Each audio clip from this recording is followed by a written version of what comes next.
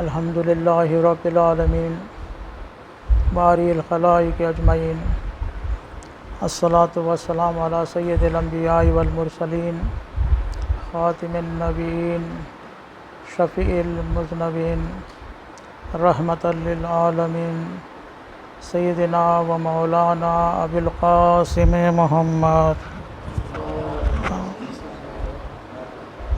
وآلہ الطیبین الطاہرین المعصومین لعنۃ اللہ علی اعدائہم اجمعین من الآن الی قیام یوم الدین اما بعد قال اللہ الحکیم فی کتابہ الکریم بسم اللہ الرحمن الرحیم والذین یؤمنون بما انزل الیک وما انزل من قبلک وبالآخرۃ ھم یوقنون۔ صلوات پڑھیں۔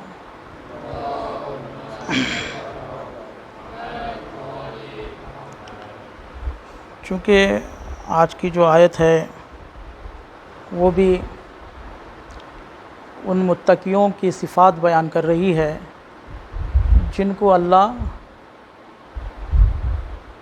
اس قرآن کے ذریعے ہدایت دے رہا ہے۔ قرآن ہدایت ہے، ہم نے یہ دیکھا۔ ہم بہت سلو چلیں گے کیونکہ ہم کو تو کہیں جلدی جانا نہیں ہے، تو بہت سمجھ کر ہم تھوڑا سا ایزی میتھڈس کے حساب سے چلیں گے۔ تو قرآن متقیوں کو ہدایت کرتا ہے، اور متقیوں کی صفات کیا کیا ہیں کہ ہم نے بیان کیا پہلے کہ متقین یہاں جو بیان کیے ہیں کہ وہ ایمان لاتے ہیں غیب پر، ایک یقیمون الصلاۃ نماز کو قائم کرتے ہیں، دوسرا اور اللہ نے جو ان کو رزق دیا ہے اس میں سے خرچ کرتے ہیں۔ یہ تین باتیں ہم نے شاید 3 سیشن میں کمپلیٹ کی ہیں۔ آج جو ہے والذین یؤمنون بما انزل الیک وما انزل من قبلک، ترجمہ اس کا یہ ہے کہ والذین، اور وہ جو، یہ بھی صفت ہے ان متقیوں کے، یؤمنون ایمان رکھتے ہیں، بما انزل الیک جو تم پر نازل کیا گیا، رسول خدا کو کہا جا رہا ہے جو تم پر نازل کیا اس پر ایمان رکھتے ہیں، وما انزل من قبلک اور اس سے پہلے جو نازل کیا گیا تھا، وبالآخرۃ ھم یوقنون اور آخرت پر بھی وہ یقین رکھتے ہیں۔ تو اگر آج جتنا میرا ٹائم ہے 15 منٹ، اس کے اندر یہ آیت ہوتی ہے اور دونوں آیت ہوتے ہیں تو ٹھیک ہے، اگر نہیں ہوتی ہے تو پھر یہ جو پارٹ ہے وبالآخرۃ یوقنون اس کو ہم اگلے اس میں کریں گے۔ تو آیت کیا کہہ رہی ہے کہ ایمان وہ جو اللہ نے نازل کیا اس پر ایمان رکھتے ہیں۔ تو ابھی دیکھنا پڑے گا کہ اللہ نے کیا نازل کیا ہے۔ ویسے اگر معنوں میں دیکھا جائے کہ ایمان اور نازل دونوں اگر ملا کر دیکھیں گے تو پتہ چلتا ہے کہ اللہ نے کچھ کتابیں نازل کی ہیں، جیسے توراۃ ہے، زبور ہے، انجیل ہے اور قرآن بھی ہے، کیونکہ پہلے جو نازل ہوئی ہے توراۃ، زبور، انجیل، اور ابھی جو نازل ہوئی ہے وہ قرآن ہے۔ تو پہلے جو نازل ہوا اس پر بھی ایمان رکھتے ہیں، ایسا نہیں کہ ہم توراۃ کو نہیں مانتے، ہمارا ایمان ہے توراۃ پر، اگرچہ وہ تحریف ہو چکی ہے ابھی اس پر نہیں ہے، لیکن جو ایکچوئل کتاب تھی، اوریجنل کتاب تھی، اس پر تو ہمارا ایمان ہے۔ توراۃ ہے، زبور ہے۔ توراۃ کس کی کتاب ہے؟ ہاں، حضرت موسیٰ علیہ السلام۔ توراۃ، زبور داؤد علیہ السلام، انجیل عیسیٰ علیہ السلام، اور قرآن یہ ہے۔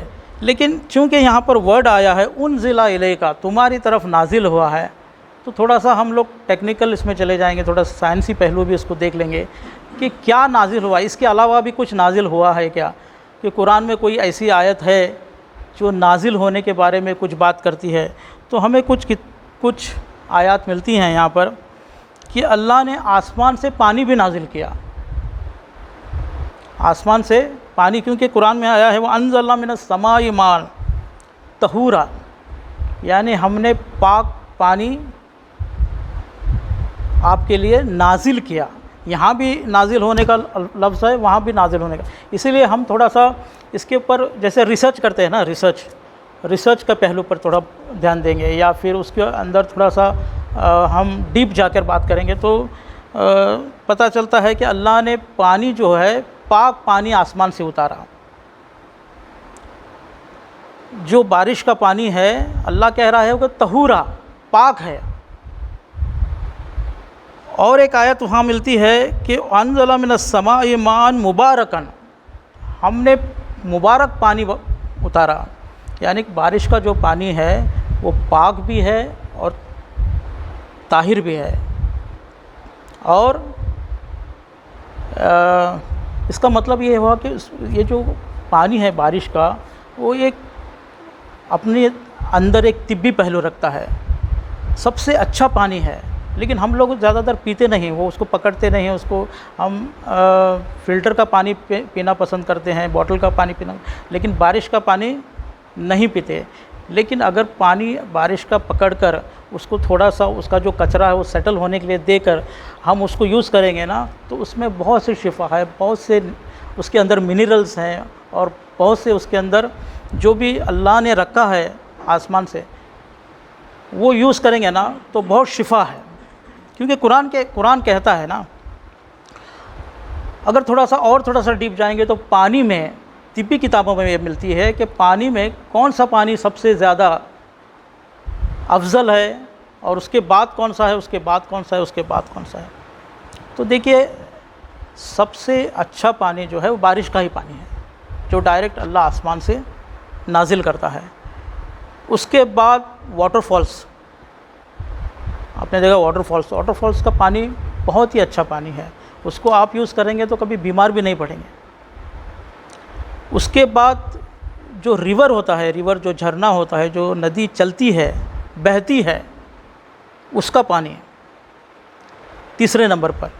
چوتھے نمبر پر جو کنواں ہوتا ہے، ویل، اس کا پانی، لیکن وہ کنواں یوز ہوتے رہنا ہے نا، کبھی اس کو اگر نہیں نکال رہے ہیں تو اس میں وہ کچرا آ جائے گا یا پھر اس میں بیکٹیریاز آ جائیں گے، لیکن اگر آپ اس کو نکالتے رہیں گے تو پانی دوسرا بنتا رہے گا۔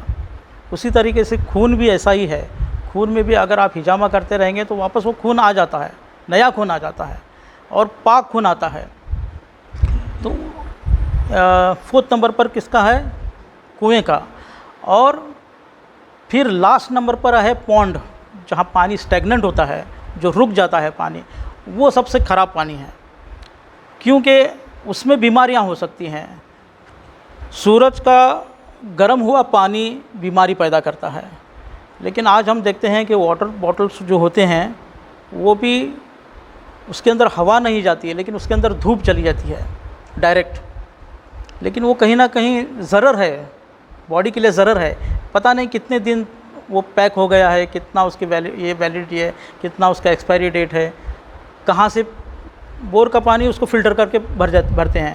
لیکن اسی لیے میں کہہ رہا ہوں کہ اگر بہت سے فائدے ہیں، اگر بارش کا پانی باڈی پر گرتا بھی ہے تو ہم بھیگتے ہیں نا، ہم پہلے تو بھیگنے سے ڈرتے ہیں، ہم چھاتا وغیرہ لیتے ہیں، تو بھی وہ ہم کو پاک کرتا ہے، بہت سے اس میں بیماریاں ختم ہوتی ہیں۔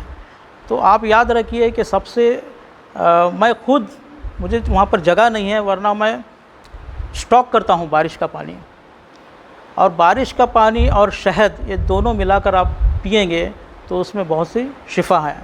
تو اللہ یہاں کیا کہہ رہا ہے؟ وَأَنزَلْنَا مِنَ السَّمَاءِ مَاءً وَأَنزَلْنَا مِنَ السَّمَاءِ، ہم نے اتارا، انزلنا ہم نے اتارا، من السماء، شاید اسی آیت میں ختم ہو جائے گا ٹائم، تو وہ جو لاسٹ پارٹ ہے بعد میں کریں گے،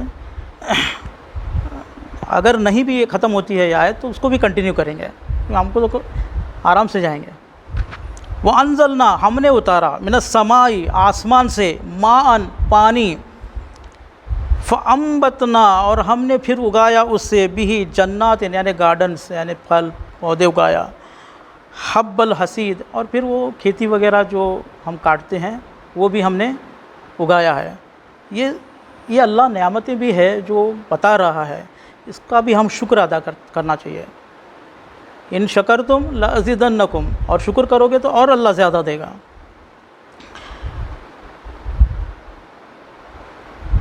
اور کیا اگایا، اور کیا نازل کیا ہے اللہ نے؟ چلو ایک بات اور لے لیں گے، اور دو باتیں ہیں اس کو ہم آگے کنٹینیو کریں گے، کیونکہ 15 منٹ ہی ہم اس کو کریں گے۔ یہاں پر ایک اور آیت ہے، وَظَلَّلْنَا عَلَيْكُمُ الْغَمَامَ وَأَنزَلْنَا عَلَيْكُم مَّنَّ وَسَلْوَىٰ، تو اللہ نے من و سلوہ ایک نازل کیا ہے، اس پر بھی تھوڑی سی تھوڑا سا بات کریں گے، کیونکہ وہ بھی نازل ہوا ہے نا آسمان سے، تو یہ کیا چیز ہے؟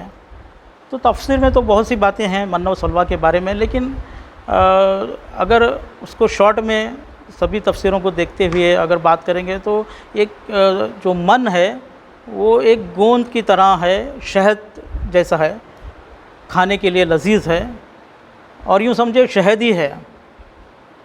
یہ کس کے لیے دیا تھا اللہ نے؟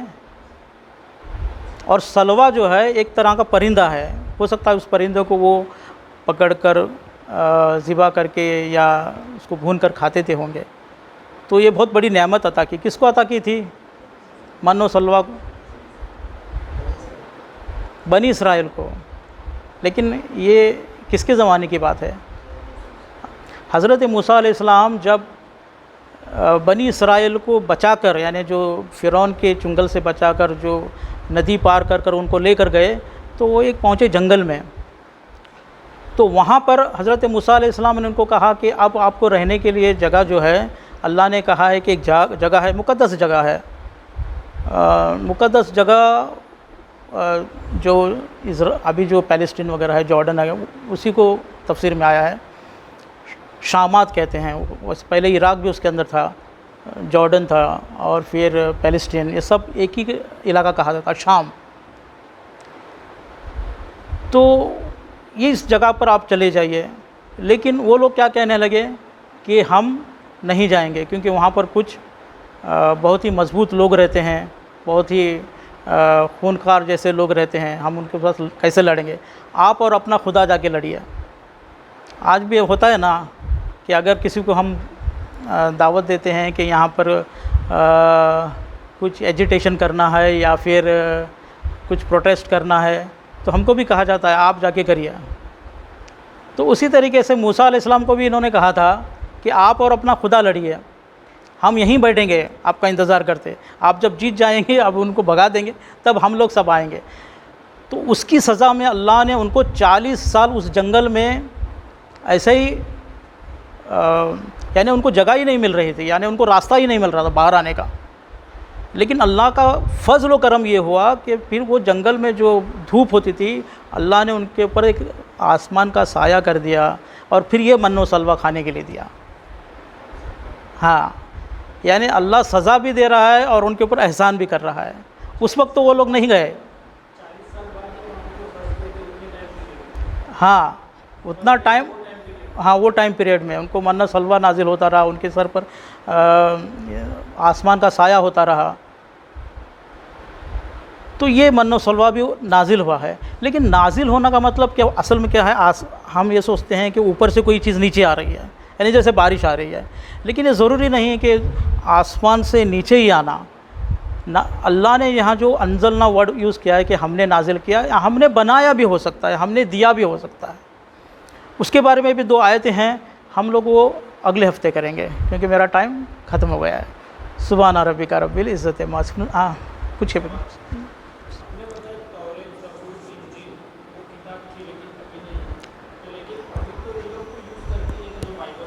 ہاں، لیکن تحریف شدہ ہے، وہ تحریف ہے اس میں، یعنی بہت چینجز کر دیا ہے وہ لوگوں نے، چینج کر دیا ہے اولڈ ٹیسٹامنٹ، نیو ٹیسٹامنٹ، اور ابھی نیو ٹیسٹامنٹ مطلب انہوں نے اور زیادہ تحریف کیا اس میں، اپنے حساب سے کیا۔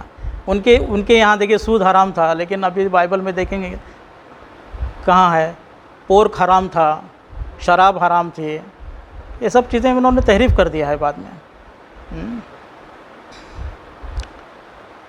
تو